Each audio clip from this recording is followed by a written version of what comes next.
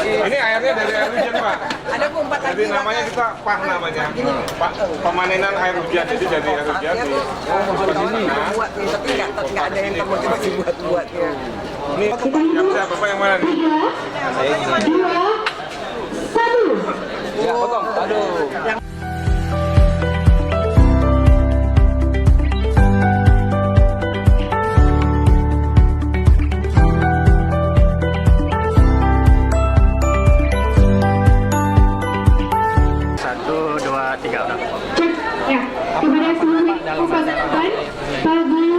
Ya, kami harapkan dengan adanya peringatan ini, saya berharap kita semua dapat menjaga dan melestarikan air serta hak masyarakat dalam mengakses air, sehingga menjadi tolak ukur keberhasilan dalam pengelolaan sumber daya air yang berkelanjutan, khususnya di wilayah kerja Balai Wilayah Sungai Sumatera Selatan.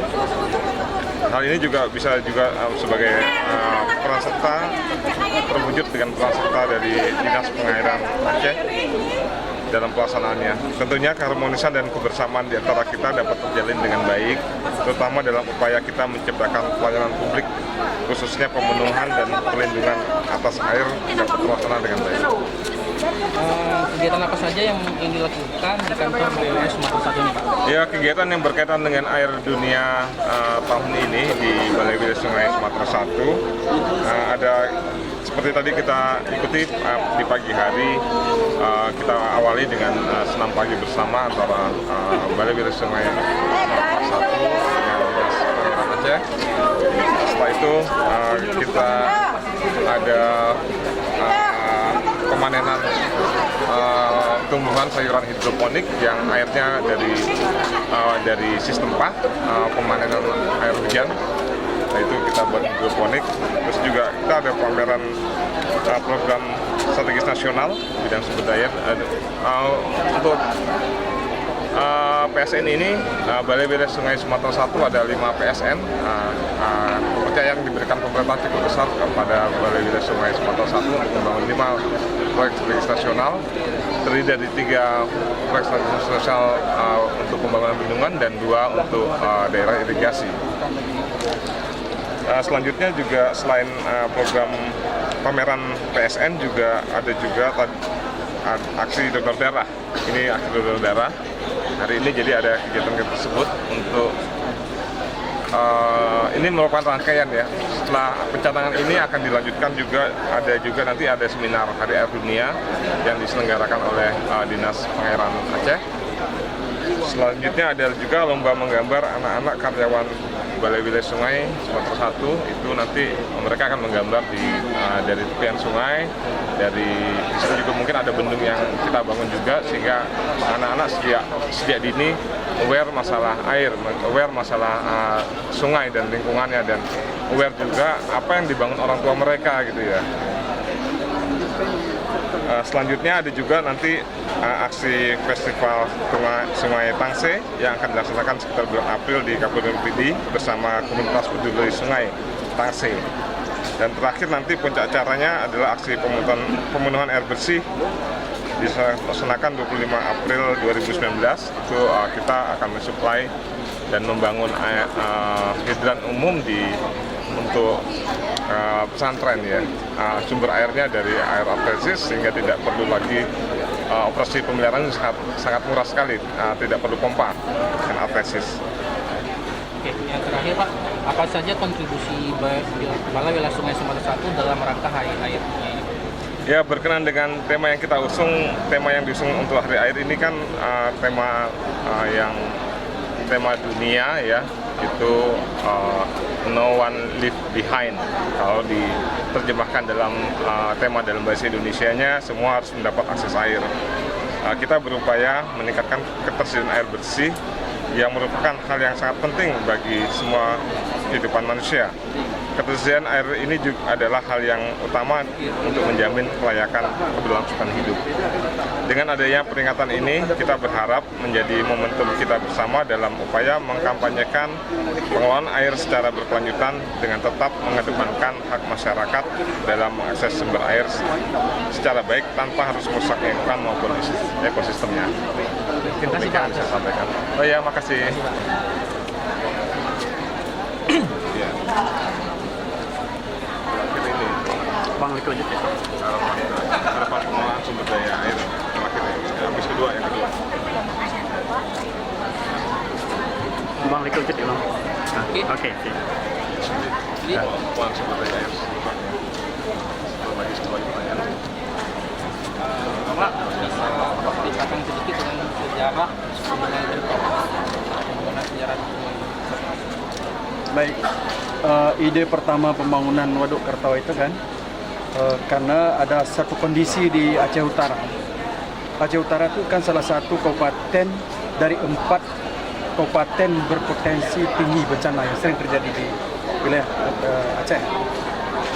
Jadi pada saat musim kemarau dia kekeringan, pada saat musim penghujan itu kebanjiran. Artinya masyarakat di daerah itu sering menerima dua masalah bencana kekeringan dan bencana kemarau, bencana banjir. Terus kemudian dari kondisi ekstrim ini itu memberi dampak yang juga besar pada saat banjir. Misalnya gini, di antara beberapa sungai yang ada di Aceh Utara, yang paling besar potensi dampak banjirnya adalah di Krunggerto. Jadi dampaknya pertama ada 9 kecamatan yang setiap tahunnya akan terjadi dampak bencana banjir. Kemudian luas wilayah area pertanian yang selalu tergenang dan gagal panen itu juga berada dalam kawasan wilayah Kerto. Sedangkan Kerto sendiri dia punya potensi yang cukup tinggi untuk dikembangkan. Salah satu kemudian lagi yang menjadi alasan waktu itu kenapa kita harus pilih Kerto. Kerto itu melintasi ibu kota Kabupaten Aceh Utara, Lok Sukun. Jadi Lok Sukun itu memberi kontribusi banjir yang cukup besar, baik dari Kerto sendiri, pengaruh Kerto Hulu, ada juga dari arah Pirak, Sungai Pirak, ada juga dari arah Peto, Sungai Peto ya. Jadi ketiga sungai ini sungai besar yang memberi kontribusi dampak banjir ke pusat kota. Jadi kita berharap dengan ada upaya pembangunan di waduk ini di Kerto Hulu itu akan memperkecil dampak banjir ke bawah ke arah hilir. Terus kemudian setelah kondisi ini kita pelajari semuanya, kita lihat kawasan dengan segala potensi dan masalah, kita harus selesaikan. Sehingga kita berinisiasi dengan pemerintah kabupaten waktu itu untuk merencanakan pembangunan itu. Kita berharap pembangunan itu nanti bisa berfungsi multiguna. Yang pertama bisa untuk mereduksi banjir yang selalu terjadi setiap tahun terjadi. Terus kemudian itu dapat juga berfungsi di samping untuk mereduksi banjir, dia juga bisa untuk pengembangan irigasi, baik untuk Alubai sendiri yang berada di jalur Sungai Kerto sendiri, maupun kan wilayah Pasir yang selama ini juga sudah defisit dari debit andalan dalam luasan 8.671 hektar. Jadi kita berharap dengan hadirnya Kerto, pertama mereduksi banjir pada 9 kecamatan dan pusat ibu kota Aceh Utara, kita juga bisa melakukan pengembangan untuk irigasi. Irigasi Alubai sendiri yang 2.874 bisa sampai 5.300 Pak Jadi. Terus kemudian di Pasir sendiri selama ini karena debitnya kurang, kita terpaksa harus melakukan pola bergilir. Kita berharap dengan ada interkoneksi nanti dari arah Waduk Kerto, itu kan kita bisa kembangkan sampai 9.034 hektar dengan harapan IP-nya bisa meningkat. Kita berharap sampai IP 200. Terus kemudian di samping itu juga kita punya air baku untuk air bersih, bisa ada potensi sampai 5.000 liter per detik. Terus kemudian kita juga punya potensi PLTA dari sumber debit konstan yang outflow-nya ada potensi PLTA sampai 6,38 mega. Itulah multipurpose daripada Waduk Kerto itu sendiri, Pak. Nah, jadi kita berharap kalau kemarin ada sedikit kendala, tapi kendala itu kan kita sudah cari solusi dan mudah-mudahan ini kan sudah bisa berjalan lagi. Kita berharap 2020 paling lambat itu sudah selesai final konstruksi.